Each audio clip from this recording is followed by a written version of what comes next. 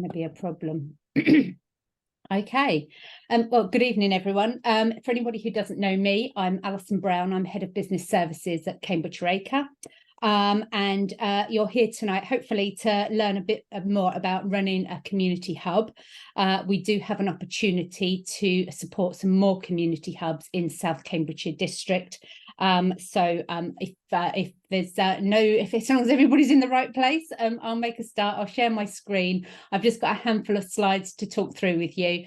And then obviously I'm happy to take questions at any point, or you can save them to the end and we'll do them at the end.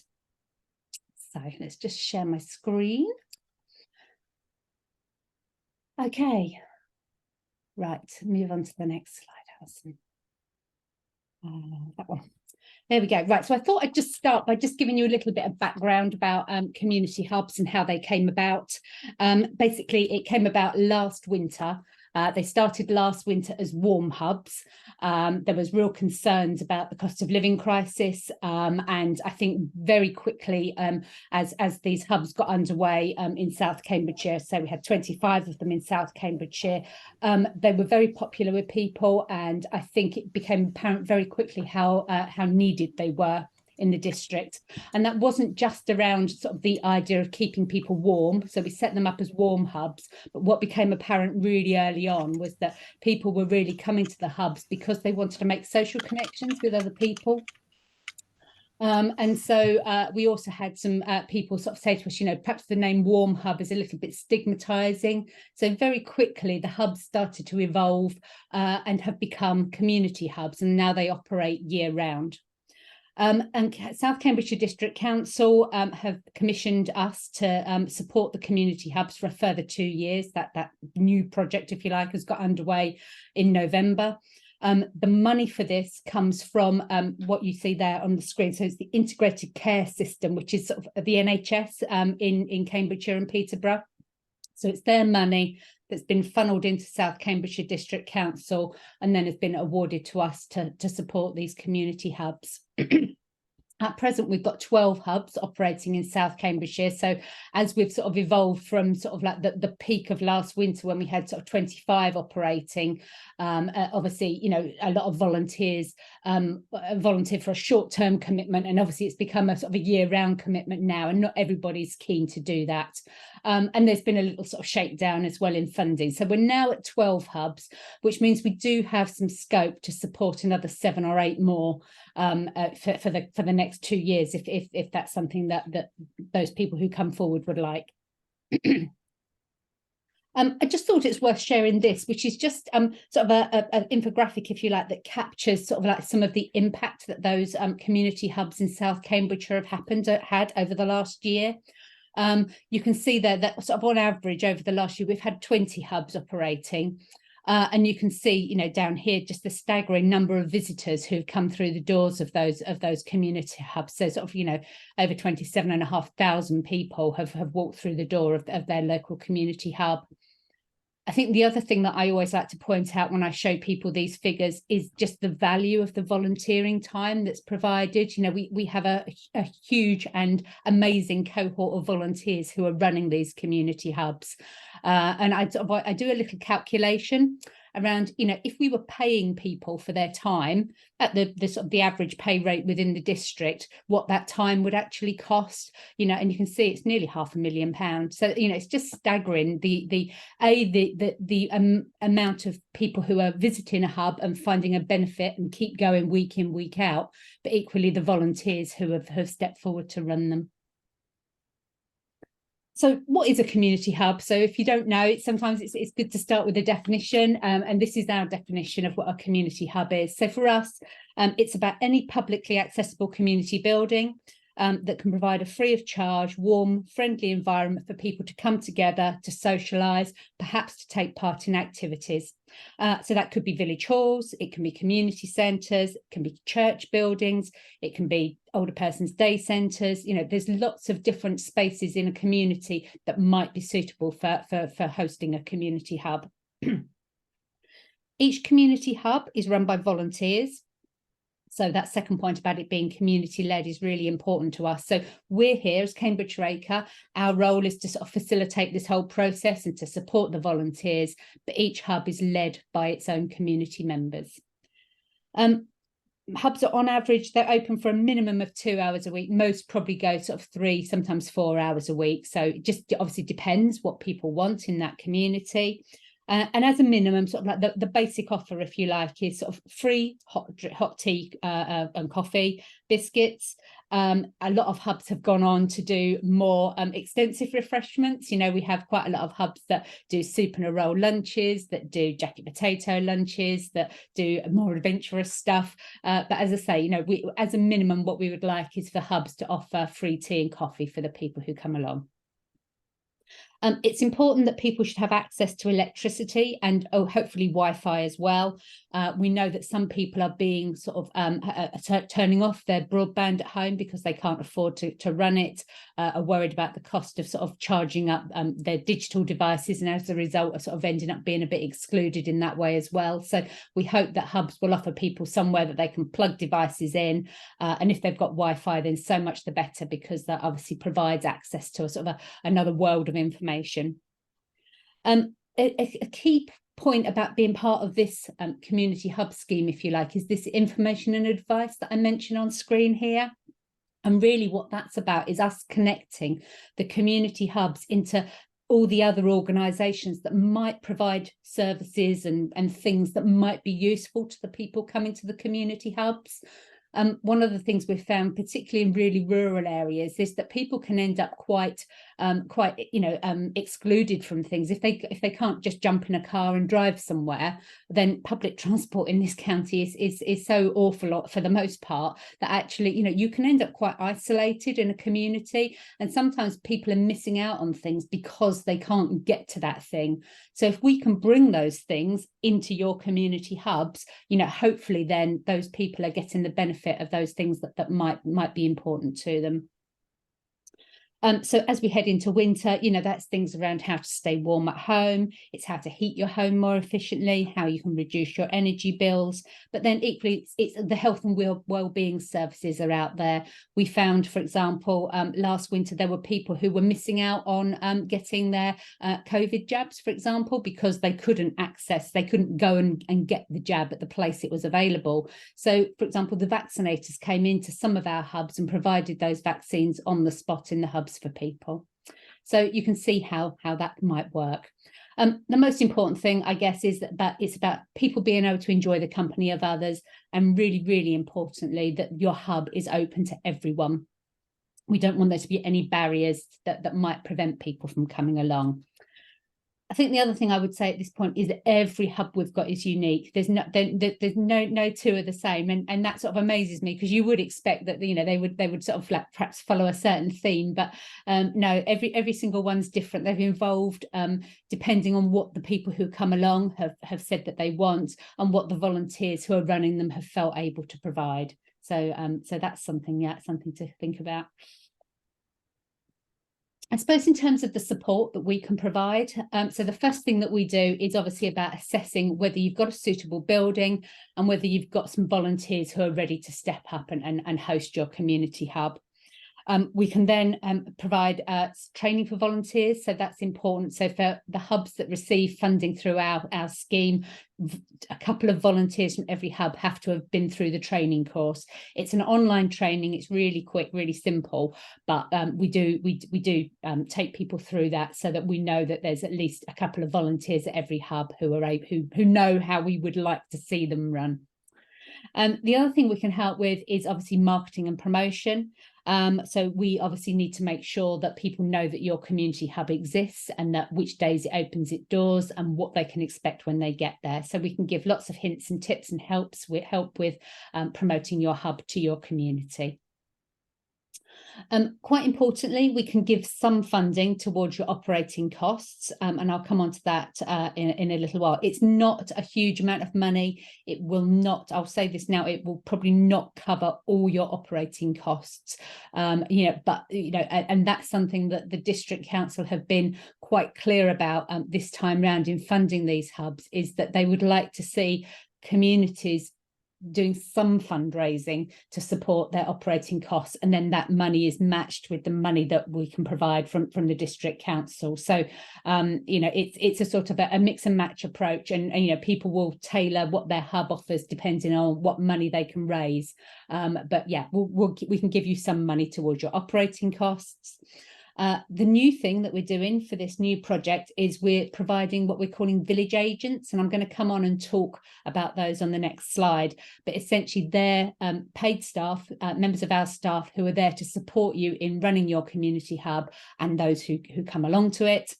And then the other thing that we do, which is really critical, because at the end of the day, we're spending public money, is we have to evaluate what we do. So what we will ask from you is that you will help us collect some feedback from all those people taking part, the volunteers and the people who come along, so that we can feed that into our monitoring and evaluation. And what we always want to be able to do is to prove that this works. We've done it in the last sort of the first 6 months. We had to complete an evaluation after that first 6 months, and it really clearly showed how valuable these hubs were. And that's part of the reason why South Cambridgeshire District Council have recommissioned us to continue supporting these hubs. So collecting that information from those who take part is a really important part of this. So I mentioned about the village agents. So we're going to have 3 part-time village agents who will work across South Cambridgeshire. They've been recruited, or 2 of them have. I'm still looking for a 3rd person, and they will start work with us in January. They're really local people. We deliberately, very deliberately have tried to find people who are based within the district. And we've been successful with the 2 we've got so far, because we want people with local knowledge, local people who know what's going on. I described them to somebody, and it sounded ruder than I meant it. I said, what I'm really looking for, I said, is the village busybody.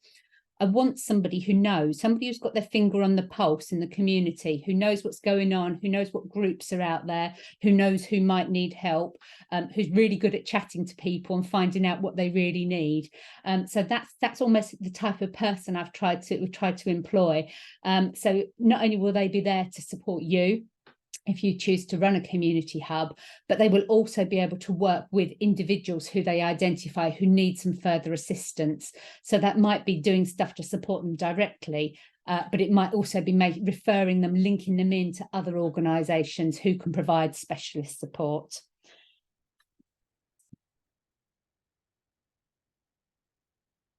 So just in terms of who else is involved, so I've obviously mentioned that this at these community hubs in South Cambridgeshire are part of a sort of a bigger whole, if you like. So across Fenland, East Cambridgeshire and South Cambridgeshire, we run what we call the Cambridgeshire Community Hubs Network. So there's similar hubs operating in East Cambridgeshire and Fenland now. So if you choose to run a community hub, you will be part of that wider network. And one of the brilliant things about that is you get to see how other people are doing it, and you get to learn from them, learn from their successes and from their mistakes. They'll certainly be able to tell you what's gone well for them and what hasn't worked. They're very vocal. And so, there's lots of opportunities to network with other volunteers. And as I say, we're working all the time with other organisations. So through this Community Hubs Advice and Support programme, what we've tried to do is draw together all the things that are going on out there that we think might be quite useful to you. So that might be services that the district council run. It might be things that the county council run, that the health, the integrated care system run. We're also linking in with general practices and with social prescribers. And then other organisations, third sector organisations like Cambridgeshire Acre, who exist to sort of support communities. We're linking in with all of those and saying, what have you got that might be really useful to community hubs? How can we link you in with them? How can we get your information into those hubs so that it can be shared with the people who are coming along?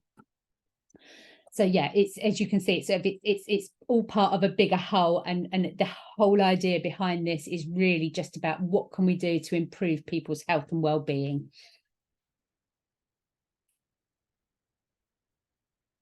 So in terms of if you'd like to move forward with becoming a community hub, hosting a community hub in your community, I think these are the next steps. So first thing is, have you got a venue?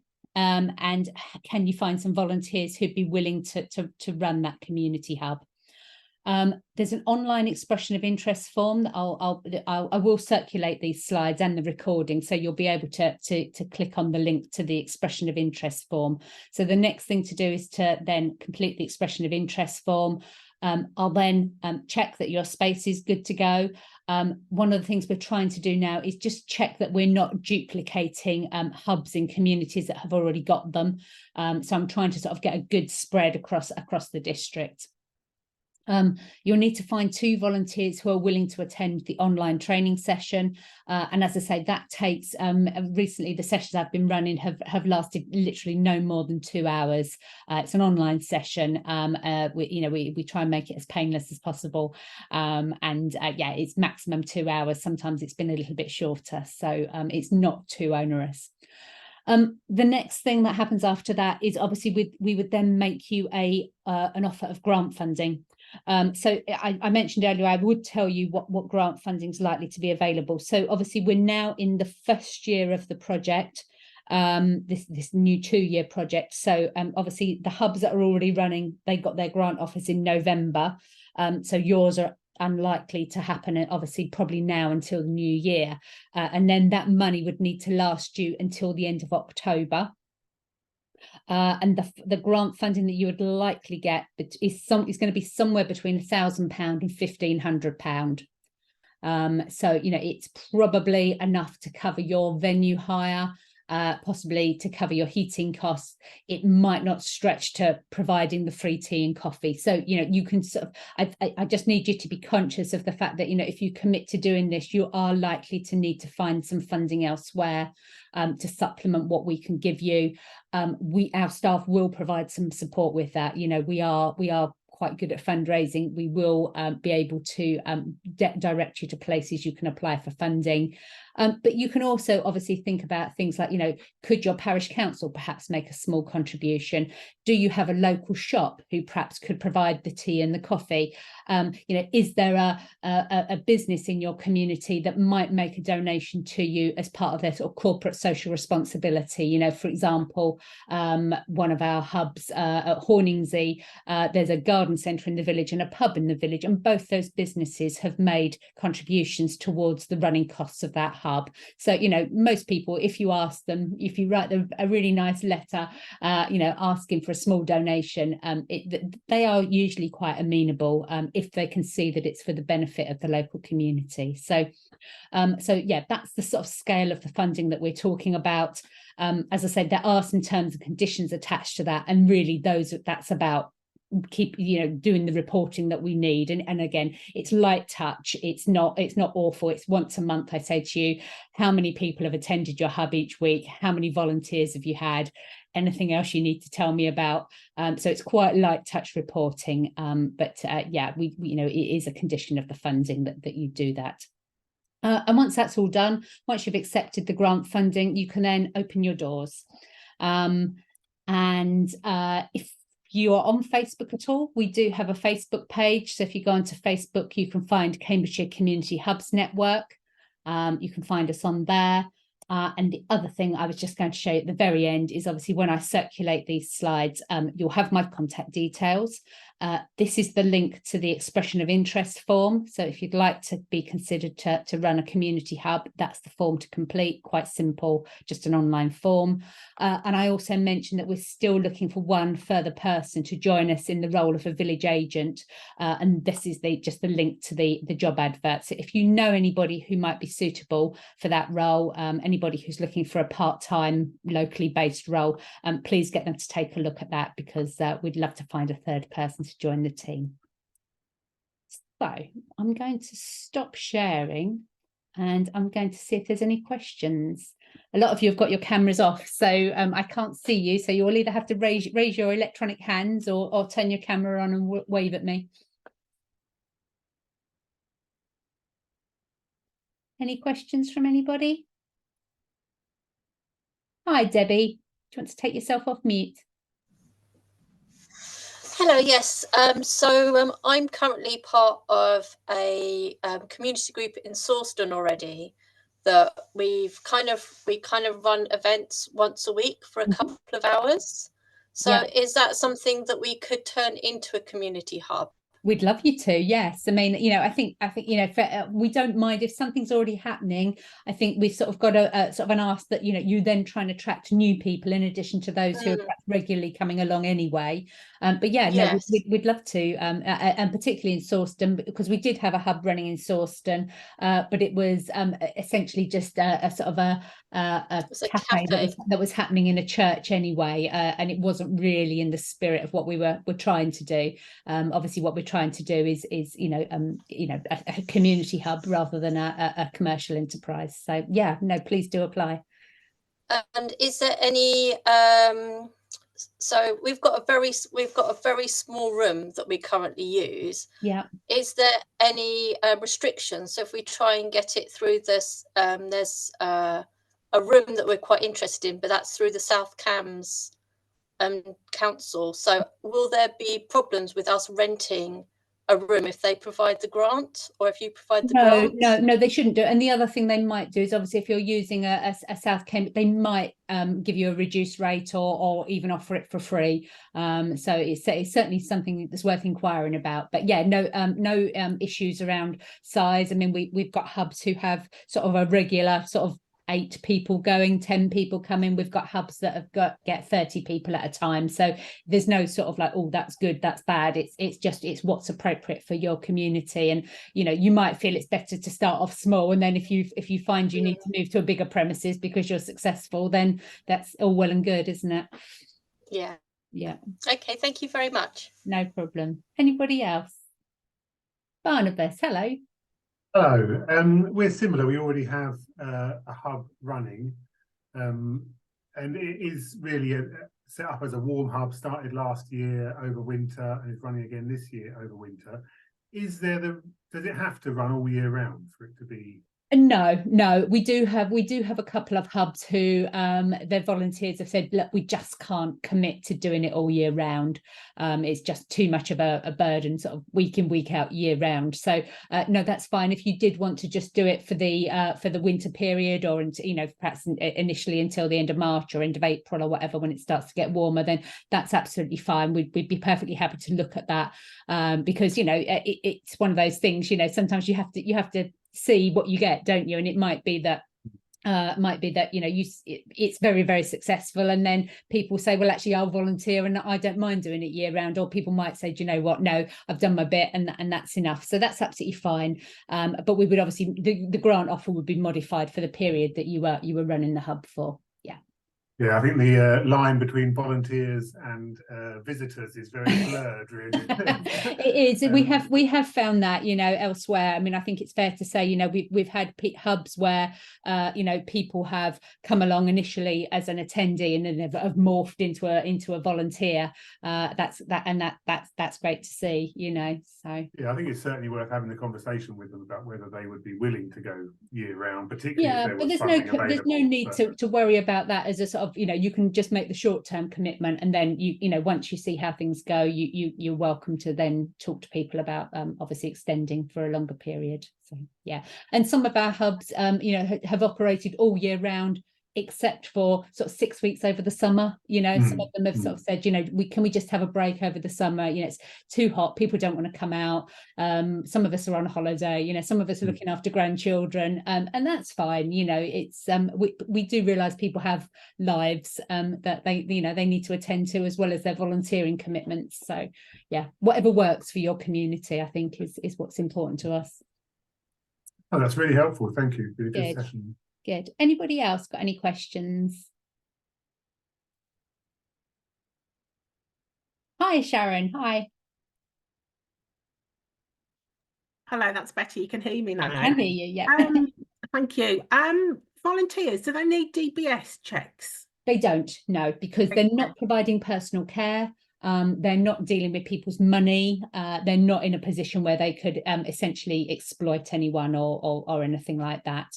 Our village agents, who will obviously be supporting you and do have the ability to go into people's homes, they are DBS checked. But yeah, no, your volunteers wouldn't need to be. Anyone else? No, it's all gone very quiet. Okay, well, hopefully that means that I've explained it in such a way that you've all understood. Hopefully you'll now sort of go away and consider this. I will circulate an email with this session recording, the slides, the links, etc. And obviously you can, if you do need. Oh, hello, Elizabeth's got a question. Hi. So we couldn't focus just on people doing home working or people with mental health problems, for example. It has to be open to everybody, does it? Or it should be open to everybody. I mean, I think one of the things that you will find is that every hub takes its own course, and some have ended up with sort of perhaps an older audience. Some have focused more into intergenerational, you know, trying to get all parts of the community there. So no, I mean, I'm happy for you to sort of try whatever works. But yeah, I mean, I wouldn't want anybody to be excluded. I think that's what I would say, you know. You might find it sort of morphs into something that's a little bit, you know, a little bit more specialist. But I think, you know, initially to open your doors to everyone is what we're looking for. Thank you. Is that okay? Okay, brilliant. If there's no more questions, then I shall close the meeting. Wish you a pleasant rest of the evening. And as I say, look out for an email from me with all the details in, and hopefully hope to hear from some of you soon. All right. Take care, everyone. Thank you. Thanks, Alison. All right. Really helpful. Bye-bye. Bye.